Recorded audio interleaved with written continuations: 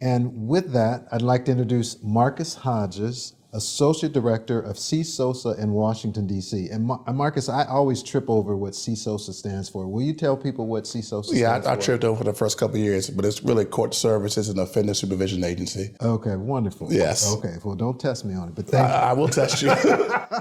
All right, well, thank you for taking some time. And where I want to start is tell the audience your career background and how you got to this position.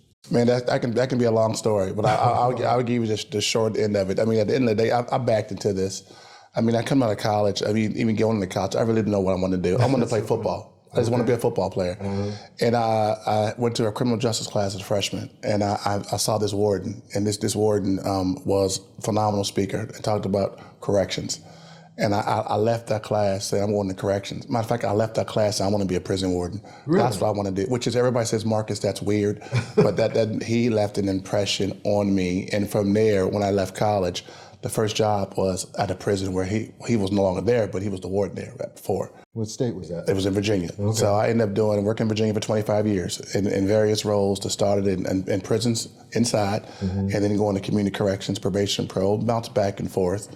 Had been a regional administrator for community corrections, but also was a regional administrator over prisons. Okay. So I've done a little bit of that in my 25-year career, and then made the jump to go federal, to go to CSOSA after 25 years. And so how long have you been now at CSOSA? I've been at CSOSA going on 7 years. 7 years. Going on 7 years. So has it been long or slow 7 years? It's been a little bit of both. Okay. I mean, there's a lot of things going on that I know we'll get into later on, and it's Washington, D.C. Yeah, and it's federal, so you know what comes with that.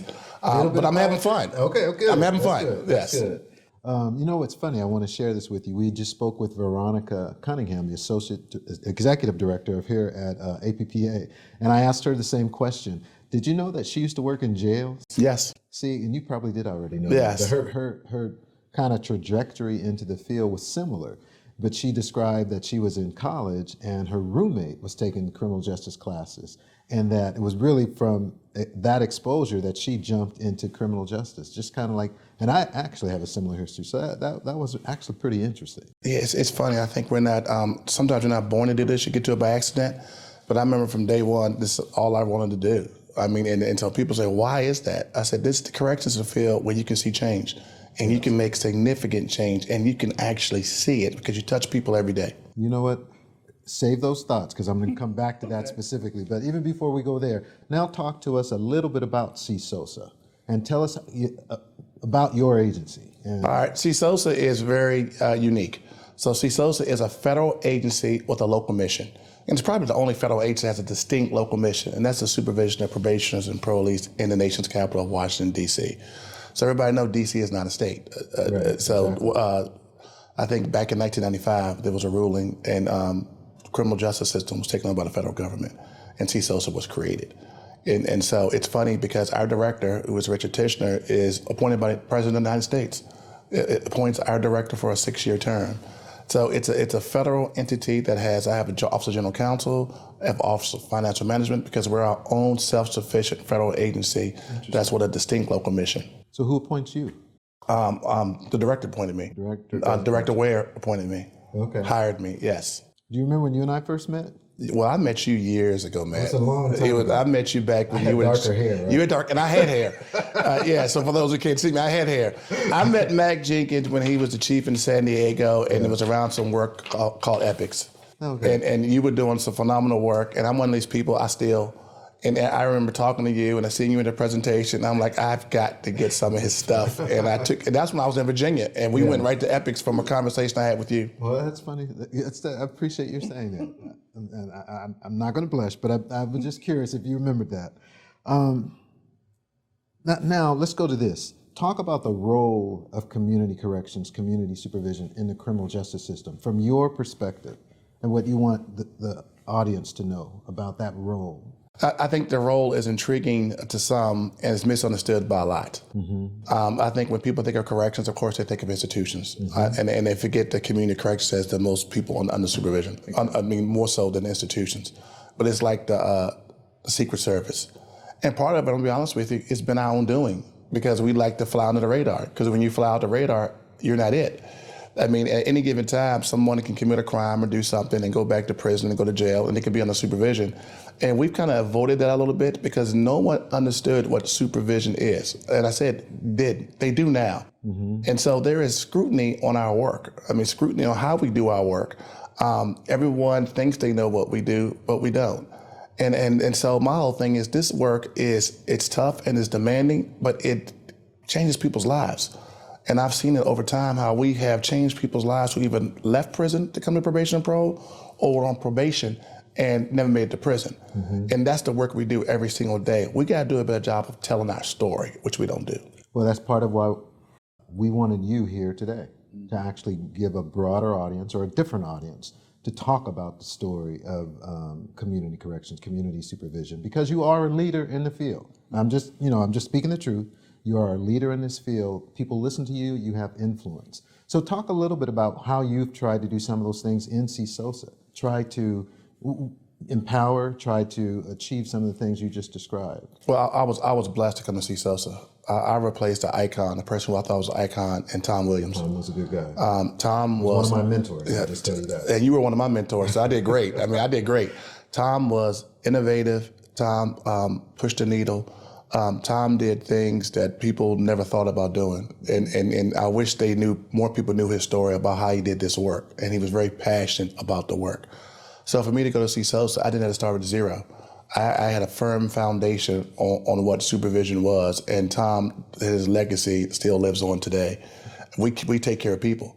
I mean, our goal is we live in a very violent city. We try to meet our clients where they are and provide vocational, educational, cognitive behavioral therapy. We try to do everything to make people better because our goal is if we make people better, we make communities better. I mean, so we have a wide array of programs that we do just to really assist making people better. And you have a large agency, don't you? Yeah, we have about almost close to 800, 900 employees, and we supervise roughly 6,000 to 8,000 people, and those numbers have gone down.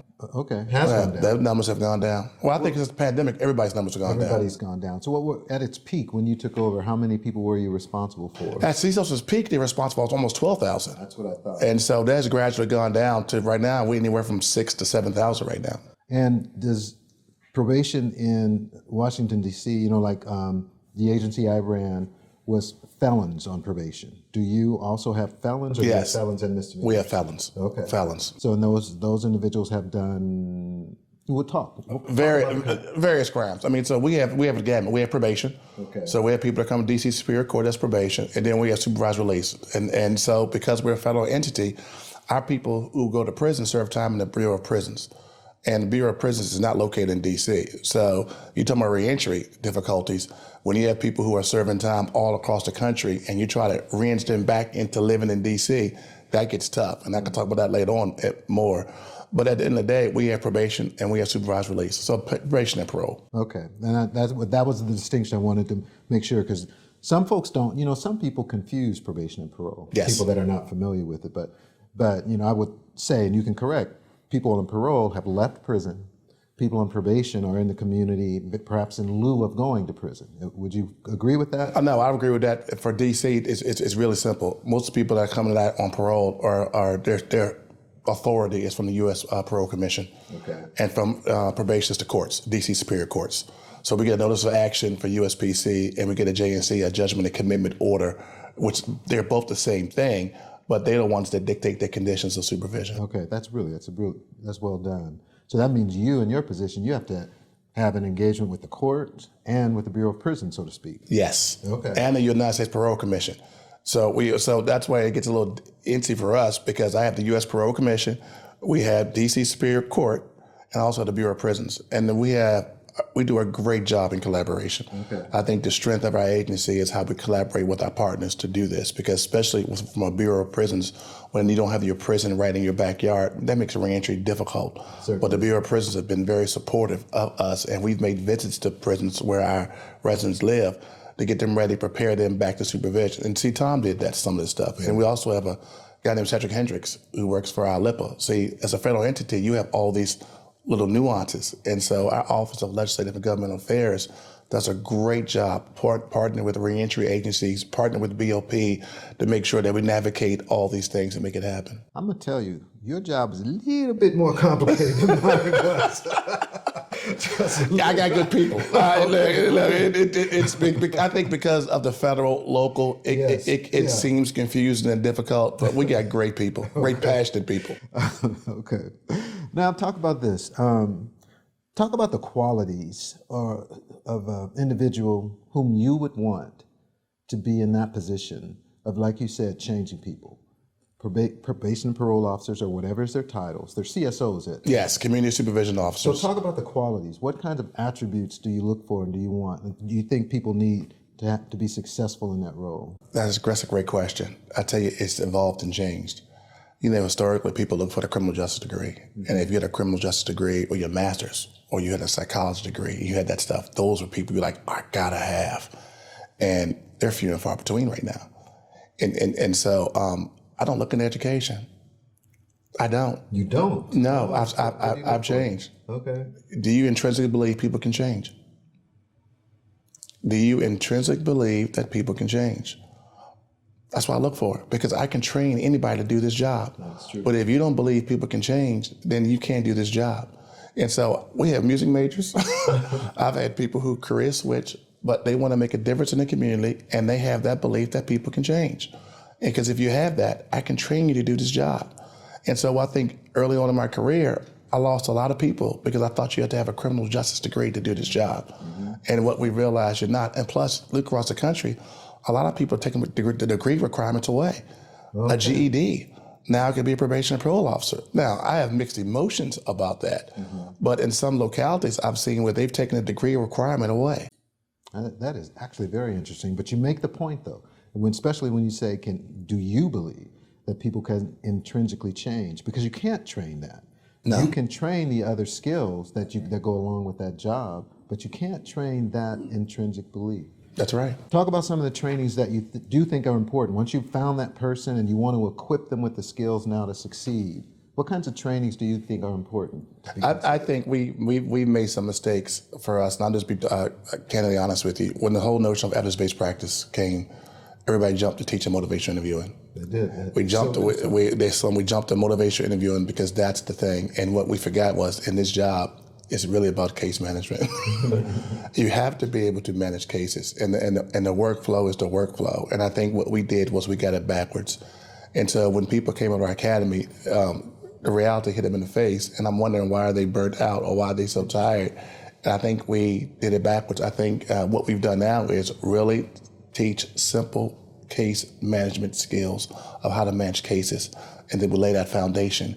Then we teach in the motivational interviewing part. Then we teach the other things, because it's lifelong learning. I tell anybody that comes to us, you will be in a continuous state of learning, and that's what we expect. And we don't expect you to know it all today. That's another, again, there's something else where you and I agree. One of the things I used to tell my staff was that in this job, you have to always want to continue to learn. Because, and the other thing I would say, and I shared this with Veronica too, is that as we're learning, just doing our job, our field itself has evolved. You've talked about evolution already a little bit, from CJ majors to maybe you don't need a major, to different things like that. But there is no industry that stands still and then it can really stay effective and efficient. Everybody's got to learn the latest technologies, if you will, the latest types of things that are effective. So I'm hearing you describe that a little bit when you say focus on case management, then the motivational interviewing will come a little bit later. Yeah, I think we did it backwards. And so we taught people great talking skills, and then those cases came, and they realized they weren't doing much talking because they couldn't manage the cases. And so I said, we gotta punt. We gotta back up. I mean, and I think that's where we are now. I mean, the whole measurement feedback look of EPP is something that everybody looks at the other principles. That is the most important principle, because it tells you that if you made a decision and it ain't right, you stop and you fix it. Some people keep going with that and try to force it. Well, you need more motivation. No, it wasn't working for us. Mm-hmm. So then you stop, because leaders got to own their stuff, and we went in the wrong direction, and you redirect to what makes sense. Staff buy into that when they see that, because no one's looking for perfect leadership. They want authentic leadership. I like that too. Okay, now I'm going to ask you a hard question. Go on. You ready for a hard question? Yeah. Okay. Maybe it's not that hard. But, you've heard the term criminal justice reform, right? Yes. How does community supervision, community corrections fit into that term as you, Marcus Hodges, understand it? Okay, this is Marcus Hodges. I hate the word reform. I say reform to what? Reform to something that's always broken. I'm sorry. You just hit a nerve. Because I say that, I've been saying that for years. But A good friend of mine, Charles Robinson, and you know Charles. I know Charles. Charles did a phenomenal speech in San Francisco, and he talks about a broken watch, and basically says if the watch is broken, you take it to the jeweler, and the jeweler is going to fix it back to its original form. Well, if you're reforming community correction or criminal justice, you're going back to its original intent, and the original intent was not good. Let's be real honest; it wasn't good. I mean, so at the end of the day, I'm about criminal justice evolution and revolution. Charles took that from me. I'm just going to tell you right now. We're stealing that from you. We stole it. I said that today. We have an executive summit. We got 75 leaders downstairs, and I told them the criminal justice evolution and revolution. I don't want to hear the word reform. Absolutely. Don't want to hear it. It doesn't work for me.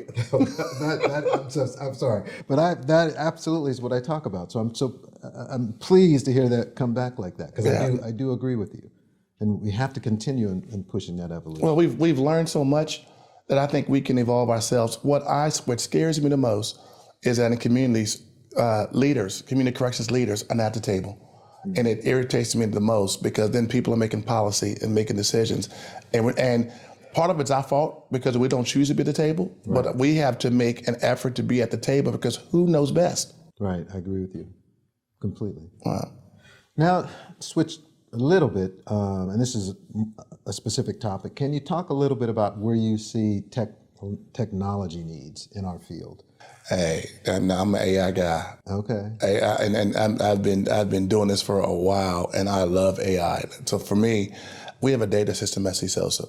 Okay. And I have so much unstructured data. How do I structure that data to make it usable and tangible? And so I'm going to blow your mind when I say this. Okay. There are enough information that we have, whether structured or unstructured, where I can predict crime. I think we can. Really? I think we can see red flags in behavior, and then we intercept those red flags in behavior, we can make a difference through all the data sources that we have. And so I'm not saying it's a predictability piece, but if an officer, if I see someone lose a job, or all these protective factors we talk about, that they lose a relationship, they lose a house, that tells us right there that the rate of them creating a crime could go up. How can we intercede at a lower level to support God that doesn't lead to criminality? And that's what I'm trying to have my officers look at. We want to intercede at the lowest level possible, so it don't lead to a revocation or something like that. You know, I really hope that everybody watching this podcast and listening to it heard what you just said, because I think you made two tremendous points. One, you talked about behavior. A lot of times people are talking about offenses, or they're talking about offender, but you talked about behavior. Yes. You said that sometimes we can see from these behaviors where they might lead to escalating behaviors, and we can intercede early. I think that is so monumental. So I'm going to commend you for it first, because I think that is absolutely what this field needs to be talking about. And if technology can help, then that certainly, I think that's a positive. But I really do think that's so important.